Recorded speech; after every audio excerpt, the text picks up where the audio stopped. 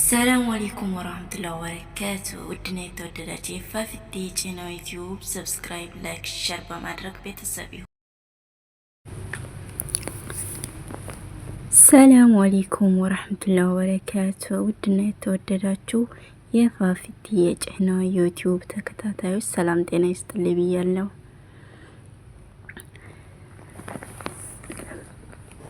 ዛሬ ይዤላችሁ የመጣሁት ባለቤቴና እኔ የሚል ነው። የእህታችን እውነተኛ ታሪክ። ባለቤቴ ቤተሰቦቹን ጥየቃ በመጣበት ነው ገጠር ያየኝና ለትዳር ቤተሰቦችን የጠየቀው። መልከ መልካሙ ቁመናው ያማረ ዘናጭ ነው። ልጅ ቢሆንም በውበቱ ተማረኩኝና ትዳሩን እምቢ ማለት አልቻልኩም። ተጋብተን ወደ አዲስ አበባ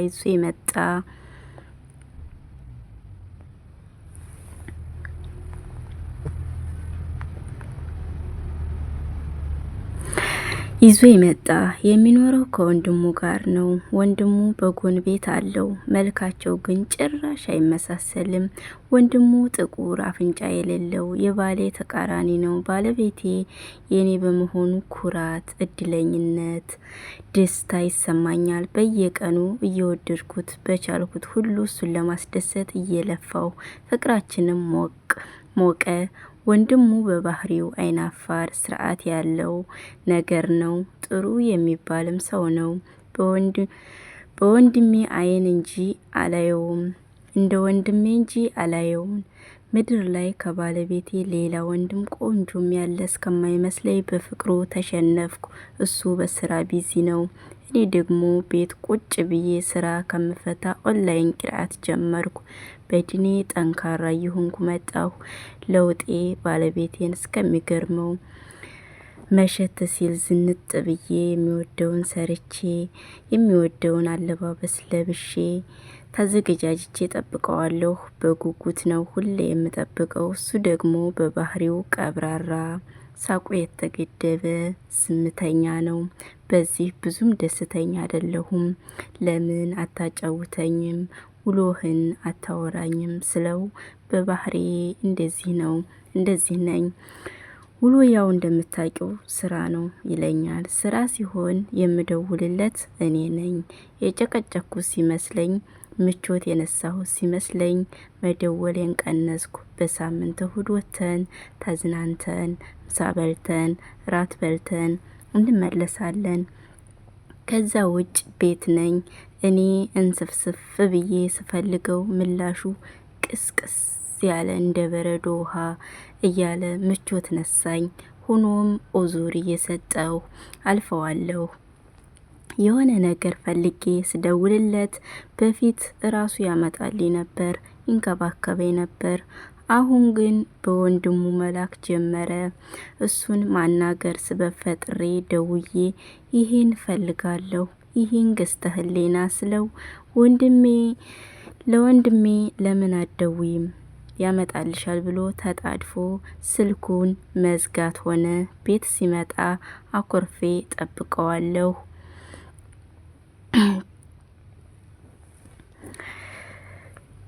አይጠይቀኝም። ለምን አኮረብሽ፣ ለምን ዘጋሽኝ ብሎ አይጠይቀኝም። ውስጤ እየተጎዳ መጣ። አንድ ቀን እኔ እኮ ያገባሁት አንተን እንጂ ወንድምህን አይደለም። ኃላፊነትህን ሁሉ ለምንድን ነው ወደሱ የምትገፋው ስለው እኔ ቢዚ ነኝ፣ አታካብጂ። እሱ ማለት እኔ ነኝ፣ እኔ ማለት እሱ ነው አለኝ። ሳለቅስ አደርኩ። የመጣል የመተው ስሜት ተሰማኝ። በዚህ ሁኔታ መሃል አረገዝኩ። እርግዝናዬ ልጅም ስለሆንኩ አሁን አላቅም፣ ከባድ ነበር።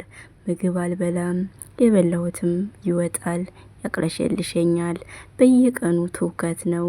ሐኪም ቤት የሚወስደኝ የምፈልገውን የሚያደርግልኝ ወንድሙ ነው። የሆርሞን መቀየር ጋር ተደርቦ ንዴት የባሰ። የሆነ ቀን ደውዬ ና ሐኪም ቤት ውሰደኝ አልኩት። አቅሜ ሲደካክም ወንድሜ ላይ ለምን ለወንድሜ ደውለሽ ውሰደኝ አትዩም አለኝ። ያገባኸኝ አንተ ነህ፣ እሱ አላስረገዘኝም፣ ና ራስህ ስለው እኔ ስራ ነኝ፣ ከፈለግሽ ደዊና ይውሰድሽ፣ ካልፈለግሽ ደግሞ የራስሽ ጉዳይ ብሎ ጆሮዬ ላይ ስልኩን ዘጋው። ማልቀስ ጀመርኩ። በመሀል ወንድሙ ድምፄን ሲሰማ መጣና ሲያየኝ በጣም ደነገጠ። ምን ሆነሽ ነው? ማን አስከፋሽ? እያለ ሲጠይቀኝ አይመለከትህም፣ እባክህ ውጣልኝ ውጣልኝ ብዬ ምንጭቅጭቅ አደረኩት። እንደዚህ ሆነሽማ ትችሽ አልወጣም ብሎ በግድ ሆስፒታል ወሰደኝ። በጣም ከማሰቤ የተነሳ ስለተጎዳው 3 ቀን አስተኙኝ ሐኪም ቤት ውስጥ። 3ቱን ቀን ባሌ የግዱን አጠገቤ ያድራል እንጂ የሚንከባከበኝ የሚሯሯጥልኝ ወንድሙ ነው። ምንም ያስፈለገኝ እሱ እያለ ወንድሙን ያዛል። ስሙን አጠገቤ ይሁን እንጂ ግን እሱ ምንም እቃ እንኳ ለማንሳት ፈቃደኛ አይደለም። እየደበረኝ እየከፋኝም ህመሜም ተጨማምሮ ከሰውነት ተራ ወጣሁ። ቀኑ እየገፋ እኔም እያገገምኩ መጣሁ። ቤቴንም ራሴንም ማሳመሬን አልተውኩም። እንደዛ ሁኜ ነገሮቹ ተደራርበውብኝ፣ ነገር ግን ራሴን አልጣልኩም። ከእንደገና አገገምኩ። ባለቤቴ ግን ከጎኔ ትኩረቱን ካነሳ ቆየ። ብዙ ጊዜ ኮምፒውተሩ ወይም ስልኩ ላይ ነው። አንድ ቀን ለምንድነው ችላ ያልከኝ? ተቀይረህብኛል። ከኔ የደበረህ ያስከፋው አለ ስለው በአጭሩ መስሎሽ ነው ብሎ ጸጥ አለ። በጣም ከፍቶኝ ሳለቅስ ያባብለኛል፣ ያቅፈኛል። ምን ሆነሽ ነው ይለኛል ብዬ ሳስብ ተነስቶ ጥሎኝ ከተቀመኩበት ወደ መኝታ ቤት ገባ። ሳሎን ሳለቅስ አድሬ ሳልተኛ አዛን አለ።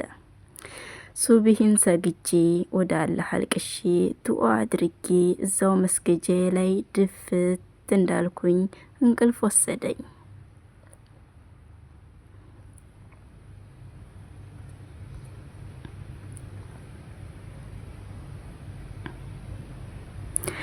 ከእንቅልፌ ብንን ብዬ ስነቃ ረፍዷል። ሰዓት ሳይ 3 ሰዓት ይላል። ደነገጥኩና ተነስቼ መኝታ ቤት ስገባ ባለቤቴ የለም። መስገጃ ላይ ተኝቼ እያየኝ ሳይቀሰቅሰኝ ምንም ሳይደርብብኝ ልብስም ነገርም ጣል ሳያደርግልኝ ባላየ ትቶኝ ሄዷል። በማርገዜ እንደ ጠላይ ገመትኩ። ወንድሙ ከሆቴል ቁርስ አሰርቶ ይዞ ሊመጣ ቁርሱን አቀብሎኝ ሊወጣ ሲል አንዴ ቁጭ በል አልኩት። እንደ መደንገጥ ብሎ ቁጭ አለ። ወንድምህ ከኔ ሌላ ትዳር አለው እንዴ ብዬ ስጠይቀው ድንግጥ አለና እንዴት አሰብሽው?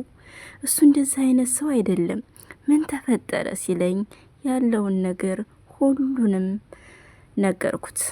በስራ ቢዚነት ሳያሳስበው ይሆናል። በስራ ቢዚ ስለሚሆን እያሳሰበው ይሆናል። ይሄ እንዲሰማሽ ያረገው አፉ በይው፣ እኔ አናግረዋለሁ፣ አብሽሪ ምናምን ብሎኝ ሄደ። የተወሰነ ቀለል አለኝ።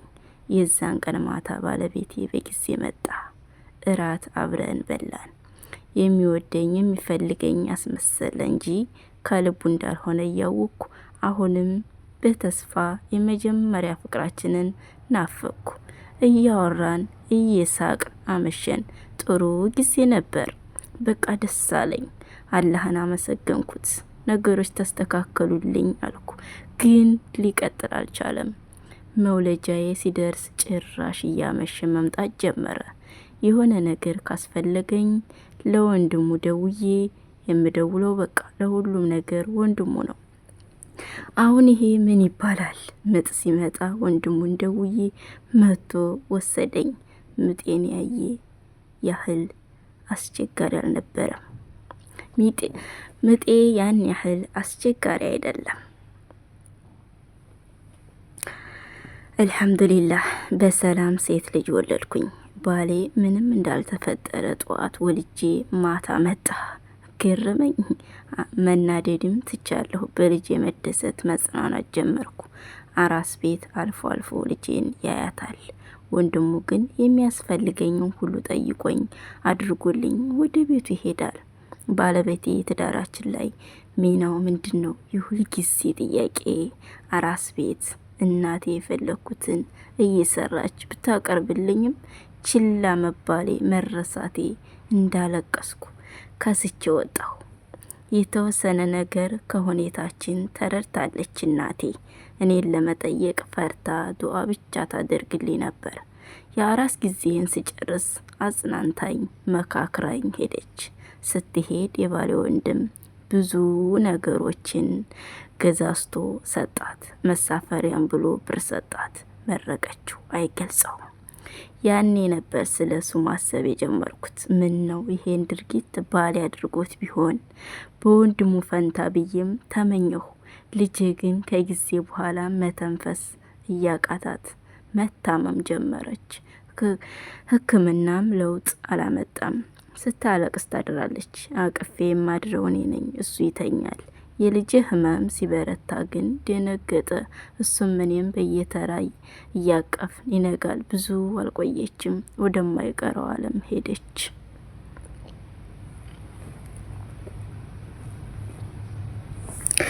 ያኔ እሱም በጣም አዘነ። እኔ ሰማይና ምድር ጨለመብኝ። ወደ ራሴ መመለስ አቃተኝ። ቀንም ሌሊትም ስራዬ ማልቀስ ሆነ። ከወራቶች በኋላ በግድ በወንድሙ አጽናኝነት የተወሰነ እያገገምኩ መጣሁ። ባለቤቴ ግን መራቁ እየባሰ መጣ። አንድ ቀን ሌሊት ተነስቼ ስልኩን ስፈትሽ ያየሁትን ማመን አቃተኝ። አንቀጠቀጠኝ፣ አንዘፈዘፈኝ። ውድና የተወደዳችሁ የፋፊቲ የዩቲዩብ ተከታታዮች ሰብስክራይብ፣ ላይክ፣ ሼር ማድረጋችሁን አትርሱ። እንዲሁም ታሪኩ ከተመቻችሁ ኮሜንት ላይ አስቀምጡ። ክፍል 3 ይቀጥላል። እናንተም እስኪ ከዚህ ከልጅ ከእህታችን ታሪክ ምን ተማራችሁ? ይህንን እስኪ ሀሳብ አስተያየታችሁን አስቀምጡልን። አንዳንድ ባለትዳሮች ለይስሙላ ያገቡና መጨረሻ ላይ ግን እንደ ሽንኩራ መጠጥ አድርገው ጣፋጭነቷን አንስተው መጠጥ አድርገው በመሀል ይተዋታል። እዛም እዚህም አለውሽ እያሉ እንዲህ እያሉ የሴት ልጅ ህይወት የሚያበላሹ ወንዶችም ሴቶቹም ይኖራሉ። ለነዚህ ምን ትላላችሁ? እስኪ ሀሳብ አስተያየታችሁን እስኪ አስቀምጡ። ሰብስክራይብ ውድ ተመልካቾቻችን እህታችን እንግዲህ በጣም ያሳዝናል። ከመጀመሪያው ያው ታሪኩ በክፍል 3 ትንሽ ግራ ተጋባችሁ። ክፍል 2 አሁን አንድ የምትወደው አመሰግናለሁ ነበርና ቤተሰቦቹ ላይ ወደ ገጠር እንደመጣ ነው የተዋወቁት። ከዛም ተውቃቸው ትንሽ እንደቆየ ተፈቃደው ቤተሰብ ፈቅዶ ተጋብተው ወደ አዲስ አበባ እንደመጡ ነው። ይሄ ነገር እንግዲህ ትዳር ተብሎ ቤተሰብ ሰጥቶ እልል ተብላ ተድራ ነው ወደ አዲስ አበባ መጥተው ኑሮን ሀ ብለው ጎጆ ቀልብሰው መኖር የጀመሩት እና በዛ መካከል ነው ይሄ ነገር የተፈጠረው። አንዳንዴ እኛ እንዳሰብነው ሳይሆን አላህ እንደፈቀደልን ነው። የሚሆን ግን መልካሙ ሁሉ ይወፍቀን።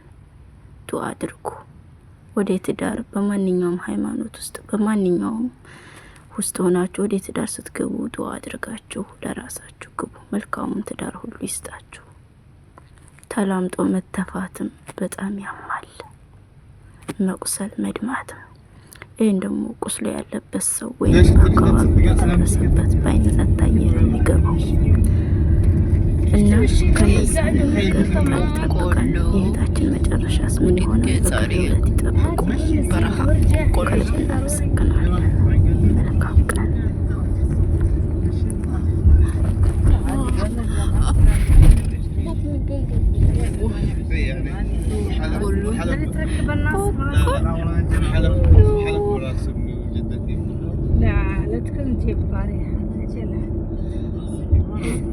بس في النهاية طلع كذاب يا كذاب. تدري بعد واحد قال واحد سوداني خلص سنة